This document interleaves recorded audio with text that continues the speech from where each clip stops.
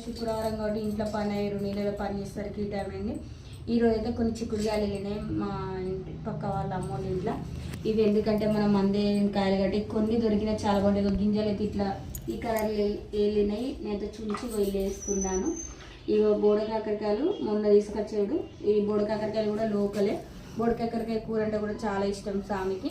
ఇవి టమాటాలు ఉన్నాయి. ఇవాళైతే 3 తీరులు ఉన్నాయి. చిక్కుడుగా టమాటా అంటే బోడకాకరకాయ ఫ్రై చేసి చారు చేస్తా.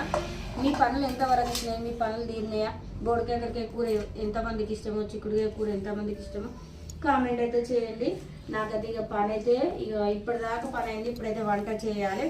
ఈ వంట చేసి ఇవన్నీ చేసేసరికి మళ్ళీ 3-4 అవుతుంది ఫ్రెండ్స్. మళ్ళీ ఇవన్నీ వంట చేయాలి. మళ్ళీ ఇవన్నీ బౌల్ అన్నీ మళ్ళీ వంట చేస్తే మళ్ళీ బొచ్చిన బౌలు ఈ బౌలు తోమి వంట చేసేసరికి టైం అయిపోతుంది.